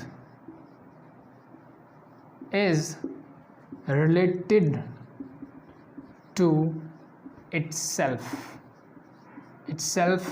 only। ये वर्ड बहुत ध्यान रखने वाला है, itself only मतलब क्या है सर, क्या बोला इसने, ध्यान से देखिए। इसने बोला कि आइडेंटिटी रिलेशन जो है ना एक रिलेशन है, from A to A define है इन सेट ए। उसको कैसे डिफाइन कर सकता हूँ कि उसका हर एक एलिमेंट जो होगा, each and every element is related to itself only. Itself only का क्या मतलब है, ध्यान से देखिए। अब मान लो मैंने एक सेट ए लिया, उसके अंदर एलिमेंट है सर 1 2 एंड 3, ठीक है। तो आइडेंटिटी रिलेशन किस टाइप का होगा, एक रिलेशनशिप ऐसा होगा सर जहाँ पे क्या हो रहा होगा कि 1 जो है 1 के साथ रिलेटेड होगा, 2 जो है वो 2 के साथ रिलेटेड होगा, और 3 जो है वो 3 के साथ ही रिलेटेड होगा। ऐसे रिलेशन को मैं बोलूँगा आइडेंटिटी रिलेशन, ठीक है। Each and every element is related to itself only. हर एक एलिमेंट जो है, हर एक एलिमेंट होना चाहिए भाई, हर एक एलिमेंट की बात कर रहा हूँ मैं। 1 2 3 3 एलिमेंट थे और तीनों किसके साथ रिलेट करने चाहिए, खुद के साथ रिलेट करने चाहिए। इस टाइप के रिलेशनशिप को हम क्या बोलेंगे, आइडेंटिटी रिलेशन बोलेंगे। यानी 1 1 के साथ रिलेट करना चाहिए, 2 2 के साथ करना चाहिए, 3 3 के साथ, और इन जनरल में बोलूँ तो A, A यानी A जो है वो A के साथ रिलेट करना चाहिए, ठीक है। सो इन जनरल मैं इसको लिखना चाहूँ तो रिलेशन कैसे करोगे कि A, such that A and B, sorry, so A, A लिख दिया and A belongs to A। ये इस टाइप के जो रिलेशनशिप होंगे ना उसको हम बोलेंगे, ठीक है। ये सेट किस टाइप का होना चाहिए, A, A होना चाहिए, और जो A है वो किसको बिलोंग करना चाहिए, सेट A को बिलोंग करना चाहिए, क्योंकि this relation is defined from A to A की मैं बात कर रहा हूँ। Easy, clear. So that's your identity relation. चीज़ें क्लियर हुई आई थिंक। यहाँ तक किसी को कोई प्रॉब्लम नहीं होनी चाहिए, ठीक है।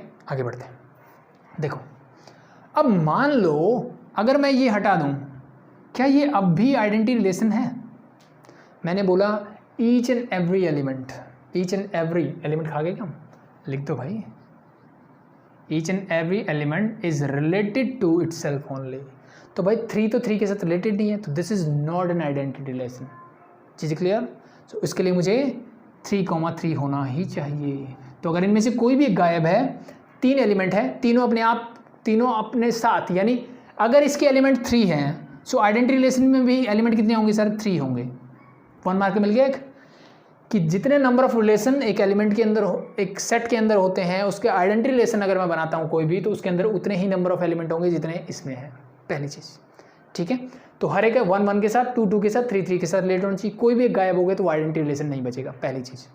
अब मान लो इस रिलेशनशिप में कुछ ऐसा आ गया सर कि 2, 3 भी आ गया, सो क्या अब ये आइडेंटिटी रिलेशन है? जी नहीं सर, मैंने बोला इटसेल्फ ओनली।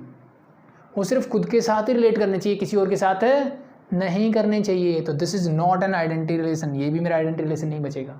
इसका मतलब ये भी नहीं होना चाहिए, ठीक है। इसके अलावा भी मेरा कुछ नहीं होना चाहिए। चीज़ें clear. So that's all about your identity relation, ठीक है। नेक्स्ट बात करते हैं रिफ्लेक्सिव रिलेशन के बारे में। ये क्या बोलते हैं सर?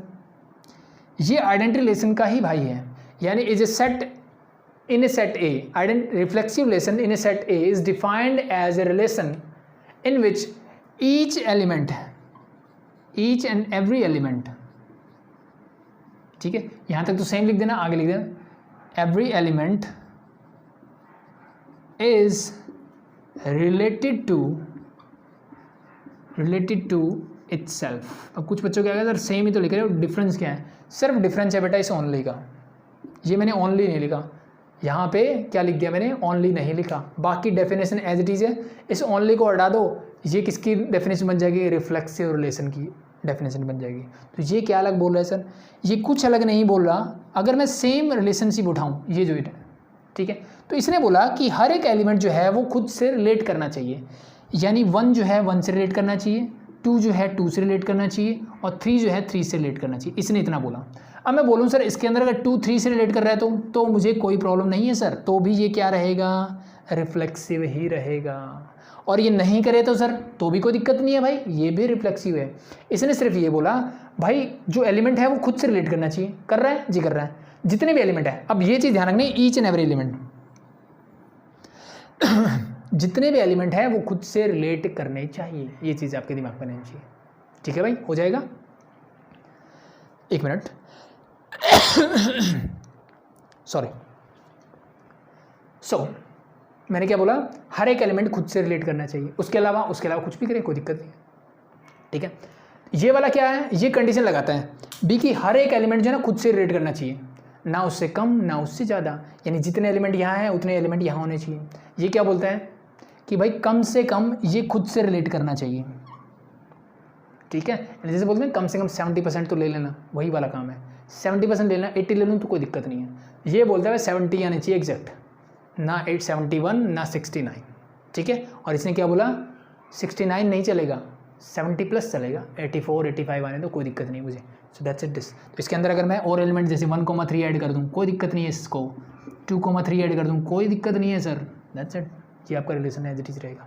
तो रिफ्लेक्सिव और आइडेंटिटी में क्या डिफरेंस है, सिंपली आइडेंटिटी बोलता है कि हर एक एलिमेंट खुद से ही रिलेट करना चाहिए केवल, ओनली, और रिफ्लेक्सिव बोलता है खुद से तो करना ही चाहिए, खुद से तो करना ही चाहिए, किसी और से कर रहा है तो मुझे कोई एतराज़ नहीं है। सो अगर मैं पूछूं कि क्या ये मेरा रिफ्लेक्सिव रिलेशन है, जी बिल्कुल रिफ्लेक्सिव रिलेशन है, क्योंकि ये हर एक एलिमेंट एक से रिलेट कर रहा है, एक्स्ट्रा हो या ना हो डजंट मैटर। क्या ये आइडेंटिटी रिलेशन है, जी सर ये आइडेंटिटी रिलेशन नहीं है, क्योंकि खुद से तो रिलेट कर रहा है लेकिन एक्स्ट्रा भी कर रहा है, तो ये मुझे नहीं चाहिए, तो ये आइडेंटिटी रिलेशन नहीं है। तो इसका मतलब हर एक आइडेंटिटी रिलेशन जो है वो रिफ्लेक्सिव होता है, but vice versa is not true. हर एक आइडेंटिटी रिलेशन क्या होता है, रिफ्लेक्सिव होता है, बट रिफ्लेक्सिव आइडेंटिटी हो जरूरी नहीं है। चीज़ें clear, that's all about identity and reflexive relation. ठीक है, एज यूजुअल एस में भी है कि मान लो ये हटा दूँ तो ये अब रिफ्लेक्सिव नहीं बचेगा भाई, क्योंकि हर एक एलिमेंट इससे रिलेट करना चाहिए। सो अब ये रिफ्लेक्सिव नहीं है, ना ये आइडेंटिटी है ना ये रिफ्लेक्सिव है। सो अगर 2,2 में वापस ले आया तो now this is an reflexive, but identity नहीं है सर, एक्स्ट्रा भी है। ठीक है, आइडेंटिटी रिफ्लेक्सिव होगा, रिफ्लेक्सिव आइडेंटिटी नहीं होगा। चीज़ें clear, that's all about identity and reflexive relation. चीज़ें क्लियर, आगे बढ़े। सो लास्ट 2 टाइप बचे हैं आपके, फिर आज का क्लास करेंगे और कल हम इन पे बेस करेंगे क्वेश्चंस। तो आज लगभग हमारी कैसी रही, थ्योरेटिकल क्लास रही। इट्स ओके, बट चीज़ें आई थिंक आपको समझ में आ रही होगी अभी तक। So the next one is your symmetric relation. किसकी बात करते हैं भाई, सिमेट्रिक रिलेशन की बात करता हूँ मैं।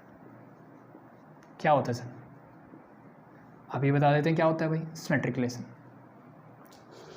सिमेट्रिक रिलेशन क्या बोलता है कि अगर कोई भी एक रिलेशन है मेरा, ठीक है, कोई भी रिलेशन है आर, जहाँ पे मैंने एक एलिमेंट लिया ए कोमा बी जो इस रिलेशन आर को बिलोंग करता है, अगर ऐसा है ये हमने सीखा कि इस रिलेशन में कोई एक एलिमेंट है ए कोमा बी जो इस रिलेशन को बिलोंग करता है, तो इम्प्लाइज दैट क्या होना चाहिए, तो भाई बी कोमा ए भी जो है ना वो इस रिलेशन को क्या करना चाहिए, बिलोंग करना चाहिए। इस टाइप के रिलेशनशिप को मैं बोलूँगा सिमेट्रिक रिलेशन।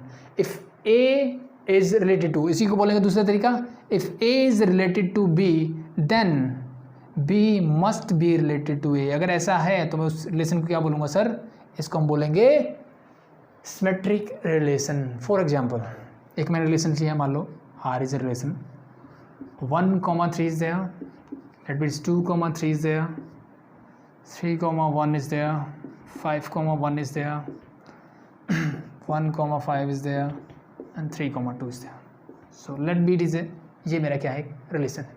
ठीक है, मैंने पूछा क्या ये सिमेट्रिक है, तो सिमेट्रिक के लिए क्या चेक करोगे सर, कोई भी एक एलिमेंट उठाया मैंने पहले 1,3, जैसे मुझे 1,3 दिखा तो मुझे इसका उल्टा यानी 3,1 इसी में मिलना चाहिए, ढूंढो। 1,3 मिलता ही 3,1 ढूंढो, तो सर 1,3 ये रहा, 3,1 ये रहा। ठीक है सर, यहाँ तक है, बट क्या मैं इसको सिमेट्रिक बोल दूंगा, अभी नहीं बोलेंगे, सबको चेक करना है, सबको चेक करो। 2,3 देखा, 3,2 देखो भाई 3,2 भी है सर, 5,1 देखा, 1,5 देखो, बिल्कुल है सर। अगर ऐसा मिलता है तो इसका मतलब ये कैसा रिलेशन है सर, सिमेट्रिक रिलेशन है। यानी एक एलिमेंट जो मिल रहा है, एक ऑर्डर्ड पेयर जो मिल रहा है, उसका रिवर्स ऑर्डर्ड पेयर भी मुझे मिलना चाहिए। 1,3 है तो 3,1 भी मुझे मिलना चाहिए। इसलिए मैंने बोला if A is related to B then B must be related to A. अगर ऐसे एलिमेंट 2 मुझे मिलते हैं किसी सेट में तो उसको हम बोलेंगे सिमेट्रिक रिलेशन। यानी A B is related to R then B comma A must be related to R. ठीक है, then this is a symmetric relation. चीज़ें क्लियर, यस और नो? यस।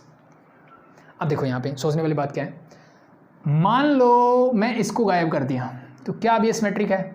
सर इसके हिसाब से भी है, इसके भी हिसाब से भी है, ठीक है। बट प्रॉब्लम कहाँ आ रही है सर? प्रॉब्लम आ गई मेरी यहाँ पे 1,5 तो है मेरे पास, लेकिन क्या होना चाहिए 5,1 भी होना चाहिए। तो इसका मतलब अब ये सिमेट्रिक नहीं बचा, मुझे हर एक एलिमेंट को चेक करना है क्या सिमेट्रिक है। जी नहीं सर, ये सिमेट्रिक नहीं है। चीज़ें क्लियर? यस। नेक्स्ट, अब मैं मान लो यहाँ पे 1,1 इंट्रोड्यूस कर देता हूँ और लेट बी ये 5,1 मेरा एज इट इज़ है, ठीक है। अब मैंने पूछा आपसे क्या सिमेट्रिक है, मैं चेक करना स्टार्ट किया सर 1,3, 3,1, 2,3, 3,2, 5,1, 1,5, वन एलिमेंट इज 1,1, 1,1 का उल्टा क्या होता है 1,1 ही होता है। It's okay, no problem, this is also symmetric. अभी भी क्या है सर, ये मेरा सिमेट्रिक रिलेशन ही है। चीज़ें क्लियर? सो अगर आपको ये मिलता है तो इसका उल्टा भी मिलना चाहिए, बस ये दिमाग में रखो, that is your symmetric relation, ठीक है। So that's is all about symmetric relation. So relation R is said to be symmetric relation if A, B belongs to relation R, then क्या होना चाहिए B, A must be belongs to relation R. That's your symmetric relation, all about symmetric relations. चीज़ें clear भाई? हो जाएगा, that's it, ठीक है। अब कुछ चीज़ें ना इसमें ये चीज़ ध्यान रखना कि कई बार आपसे पूछे अगर जैसे 1 मार्कर है कि यूनिवर्सल रिलेशन जो है, यूनिवर्सल रिलेशन के बारे में पूछूं क्या वो सिमेट्रिक होगा? भाई यूनिवर्सल रिलेशन का मतलब क्या है, उसके अंदर सारे ही एलिमेंट होंगे जितने हो सकते हैं, ठीक है। तो कोई भी सेट आप लोगे जब A इंटू ए लोगे, ठीक है। और अब मैं बता रहा हूँ कि ये किसके बारे में बात कर रहा हूँ मैं, हमेशा हम बात कर रहे हैं A इंटू ए। जब से मैंने आइडेंटिटी रिलेशन पढ़ा, रिफ्लेक्सिव पढ़ा, सिमेट्रिक पढ़ूंगा और नेक्स्ट जो पढ़ने वाला हूँ सब बात कर रहे हैं A टू ए के बारे में, ठीक है। तो अगर मैं A टू ए के बारे में बात कर रहा हूँ तो उसका यूनिवर्सल रिलेशनशिप में वो हमेशा क्या होगा, मेरा सिमेट्रिक भी होगा, हमेशा रिफ्लेक्सिव होगा। यूनिवर्सल रिलेशन क्या होता है, हमेशा सिमेट्रिक भी होगा, हमेशा रिफ्लेक्सिव भी होगा। ये चीज़ दिमाग में रखें। चीज़ें क्लियर? इजी समझ में आया? इन पे बेस क्वेश्चन भी करेंगे और अच्छे समझ में आएगा। अभी के लिए बस समझ लो कि भाई सिमेट्रिक होता क्या है। चीज़ें क्लियर भाई? नेक्स्ट मूव करते हैं, the last one is your transitive relation, ठीक है, आज का लास्ट। नेक्स्ट बात करते हैं भाई ट्रांजिटिव रिलेशन के बारे में, लास्ट रिलेशन है हमारा, ठीक है। क्या बोलता है ये सिंपली बोलता है सर कि अगर मुझे कोई एक एलिमेंट मिले, एक ऑर्डर्ड पेयर मिले किसी रिलेशन के अंदर जो कि किसी रिलेशन को बिलोंग करता है, ठीक है, और क्या मिले, अब इससे स्टार्ट होने वाला जो सेकंड एलिमेंट है उससे स्टार्ट होने वाला एक और एलिमेंट है जो इसको बिलोंग करता है रिलेशन को, अगर ऐसा मुझे मिलता है, ये मेरी कंडीशंस है, ये मैंने क्या कंडीशंस लगाई है भाई, ये होना चाहिए, ये होना चाहिए, तब मैं क्या करूँगा, इम्प्लाइज दैट जो बी रिपीट हो रहा है जो उसको हटा दो और बाकी क्या बचा सर, फर्स्ट एलिमेंट को फर्स्ट की जगह लिखना है, सेकंड को सेकंड की जगह, ये भी अगर इस रिलेशनशिप में आता है तो मैं इस टाइप के रिलेशनशिप को बोलूँगा कि ये मेरा क्या है सर, ट्रांजिटिव रिलेशन है। समझ में आया कि नहीं आया? ठीक है, नहीं आया तो देखो एक एग्जांपल लेते हैं कि मान लो मेरा एक सेट ए है, दैट इज़ योर 1, 2, 3, 4, ठीक है, और एक मैंने रिलेशनशिप इसमें डिफाइन कर रखा है, लेट इट इज 1, 2, 3, 4, 2, 4, ये मैंने एक रिलेशनशिप क्या कर दिया सर, डिफाइन कर दिया यहाँ पे, ठीक है। तो ट्रांजिटिव क्या बोलते हैं सर, ध्यान से देखें, इसने क्या बोला कि अगर ए कॉमा बी जो है रिलेशन को बिलोंग करता है, सो मैंने 1 को छोड़ो, एक बार मैं इसको देखता हूँ, 2, 3 क्या सर इस रिलेशन को बिलोंग करता है, जी सर इस रिलेशन में है। नेक्स्ट क्या होना चाहिए, 2, 3 है तो 3, नेक्स्ट तो 3, क्या है सर 4 भी इस रिलेशन को बिलोंग करता है, तो 3 को हटा दिया, 2, 4 जो है भी इस रिलेशन में होना चाहिए, ये बोलता है कि अगर ये दोनों कंडीशन है तब ये होना चाहिए, 2, 4 है, यस दैट्स इट। इसका मतलब ये ट्रांजिटिव है क्या, नहीं, सबको चेक करो बारी बारी से, अभी तो एक ही किया है मैंने, ये कंडीशन बताई मैंने, ठीक है। मान लो मैंने 3, 4 लिया, ठीक है, मेरे पास 3, 4 है, नेक्स्ट एलिमेंट क्या होना चाहिए सर, 4 से स्टार्ट होना चाहिए, क्या कोई एलिमेंट दिख रहा है 4 से स्टार्ट होने वाला, कोई नहीं दिख रहा, तो क्या ये ट्रांजिटिव नहीं है। मैंने ये बोला कि मेरे पास ये 2 कंडीशन है सर, ये फुलफिल होगी तब मैं ऐसा करके दूंगा, ठीक है, तब मैं ऐसा करके दूंगा कि मेरे को अच्छा पढ़ाया जाएगा, अच्छा एनवायरनमेंट मिलेगा तो मेरे अच्छे मार्क्स आएंगे, वो वाली कंडीशन है, ठीक है। दोनों में से एक चीज़ रहेगी तो अच्छे मार्क्स की गारंटी नहीं है हमारी, चीज़ें clear, that's is the same. तो आपको पहले ये 2 कंडीशन ढूंढनी है, इम्प्लाइज दैट देन ये होना चाहिए, देन ये होना चाहिए, ठीक है। तो अगर आपको इनमें से कोई दो कंडीशन फुलफिल नहीं हो रही है तो आप बोल सकते हो कि वो ट्रांजिटिव ही रहेगा, ठीक है। फॉर एग्जांपल एक एग्जांपल दूंगा अलग से, ठीक है। 2,4 लेता हूँ तो 4 से स्टार्ट होने वाला फिर भी नहीं है। 1,1 लो तो 1 से स्टार्ट होने वाला आगे भी कुछ नहीं है, ठीक है। तो इसका मतलब this is your transitive relation. एक एलिमेंट ऐसा मिला जो इस कंडीशन को सेटिस्फाई कर रहा है, बाकी कोई नहीं कर रहा, तो it mean this is your transitive relation. अब बच्चों के दिमाग में ये आएगा, सर मान लो ये भी नहीं होता, सो लेट मी ये भी हटा देता हूँ मैं। अब मुझे बताइए क्या ये ट्रांजिटिव रिलेशन है कि नहीं है। 1,1 A, B तो मिल गया, अब B से स्टार्ट होने वाला देखो 1 से स्टार्ट होने वाला कोई भी एलिमेंट नहीं है। 3,4 लिया 4 से स्टार्ट होने वाला कोई एलिमेंट नहीं है। 2,4 लिया 4 से स्टार्ट होने वाला कोई एलिमेंट नहीं है। क्या करूं, क्या ट्रांजिटिव है? तब भी ये क्या होगा, ट्रांजिटिव ही रहेगा। दिमाग में रहा, ट्रांजिटिव रिलेशन है, क्योंकि ट्रांजिटिव बोलता है ये पहली दो कंडीशन सेटिस्फाई कीजिए आप तब तीसरी होगी, ठीक है। तो पहली दो ही नहीं कर रहे तो अब तीसरी मैं कहाँ से पूरी करूँ, चीज़ क्लियर, दिमाग में रहना चाहिए, ठीक है। अब for example let B, again मैं यहाँ पे क्या था 2,3 था, ठीक है।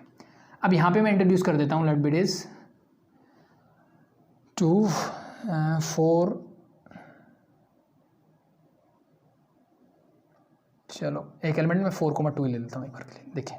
अब देखिए तो 2,3 है, 3,4 है, 2,4 तो है यहाँ पे सेटिस्फाई हो रहा है, ठीक है सर, यहाँ तक ठीक है। 3,4 है जी सर, 4,2 है जी सर, 4 से 4 हटाएंगे क्या मिलेगा 3,2। देखिए 3,2 है क्या, यहाँ नहीं है। अब ये ट्रांजिटिव नहीं है क्योंकि इसने पहली दो कंडीशन सेटिस्फाई कर दी, ठीक है। अच्छा पढ़ा भी दिया, एनवायरनमेंट दे दिया, लेकिन फिर भी मार्क्स नहीं आए, तो अब जूते खाने वाले काम हो रहे हैं, तो दैट्स इट, ठीक है। सो दैट्स इट, तो ये ट्रांजिटिव अब नहीं रहा मेरा, चीज़ें क्लियर हो जाएगा नहीं। अब ये तो सेटिस्फाई कर रहा था बट ये एक एलिमेंट नहीं कर रहा था, इसकी वजह से ये क्या होगा मेरा ट्रांजिटिव नहीं हुआ। तो होप सो समझ में आया ट्रांजिटिव क्या होता है, that's it, that's all about relation. अब इस पे बेस हमें करने हैं क्वेश्चंस, और वो कैसे क्वेश्चंस होंगे देखो। उससे रिलेटेड पहले एक चीज़ बताता हूँ, एक आता है मेरा इक्विवेलेंस रिलेशन। किसकी बात करते हैं सर, इक्विवेलेंस रिलेशन। ये क्या होता है सर, कुछ नहीं होता भाई, ऐसा रिलेशन जो मेरा रिफ्लेक्सिव हो, सिमेट्रिक हो और क्या हो सर, ट्रांजिटिव भी हो। अगर कोई एक रिलेशन है जो इन तीनों रिलेशन की प्रॉपर्टीज को रखता है कि वो रिलेशन मेरा रिफ्लेक्सिव भी हो, सिमेट्रिक भी हो, ट्रांजिटिव भी हो, तो उस रिलेशन को हम बोलेंगे इक्विवेलेंस रिलेशन। क्या बोलेंगे सर, उसको इक्विवेलेंस रिलेशन बोलेंगे। यानी एक रिलेशन को मैंने चेक किया, वो मुझे रिफ्लेक्सिव मिला, सिमेट्रिक मिला, ट्रांजिटिव मिला, तो उसको क्या बोलेंगे सर, इक्विवेलेंस रिलेशन। इसी पे बेस्ड आपके क्वेश्चन पूछे जाते हैं, ठीक है। तो इसकी बात हम करेंगे नेक्स्ट क्लास में। एक छोटी सी चीज़ आई थिंक वो रह गई थी मेरी, ठीक है, क्या 1 मार्कर जो पूछी जा सकती है, जो मेरा वॉइड या एम्प्टी सेट होता रिलेशन होता है, ठीक है, वो मेरा क्या होता है, स्मॉलेस्ट रिलेशन होता है। क्या होता है सर, उसको हम बोलते हैं स्मॉलेस्ट। तो आपसे पूछा जाए स्मॉलेस्ट रिलेशन क्या होता है, दैट इज योर वॉइड और एम्प्टी रिलेशन जो होता है मेरा, that is your smallest relation, first thing. और जो मेरा यूनिवर्सल रिलेशन होता है वो कैसा होता है सर, यूनिवर्सल रिलेशन मेरा लार्जेस्ट रिलेशन होता है। क्या होता है सर, लार्जेस्ट रिलेशन होता है। और इन दोनों को मिला के मैं क्या बोलता हूँ, इन जनरल हम कई बार इसको ट्राइवल्स रिलेशन भी बोलते हैं। क्या बोलते हैं सर, ट्राइवल रिलेशन भी बोलते हैं, ठीक है। तो ये 1 मार्कर चीज़ें हैं जो आपको पता होनी चाहिए, ठीक है भाई, चीज़ें क्लियर। सो आई थिंक आज के लिए इतना इनफ है। नेक्स्ट हम बात करेंगे इन पे बेस्ड क्वेश्चंस की। सो रिलेशन के बारे में जितना थ्योरेटिकल पार्ट हम कर सकते थे वो हमने कर लिया है। सिर्फ जो चीज़ें बची हैं वो है कि इन पे बेस्ड क्वेश्चंस कैसे आते हैं, कैसे करने हैं, क्या पूछे जाएगा, उसकी बात करेंगे हम नेक्स्ट क्लास में। तो होप सो आपको चीज़ें समझ में आई होंगी। कोई भी डाउट हो कमेंट सेक्शन में पूछ सकते हैं, या फिर डिस्क्रिप्शन में डाउट ग्रुप का लिंक मिल जाएगा, उससे आप ले सकते हैं, कोई दिक्कत नहीं होगी, पहली चीज़। And the second thing, nothing. Okay bye.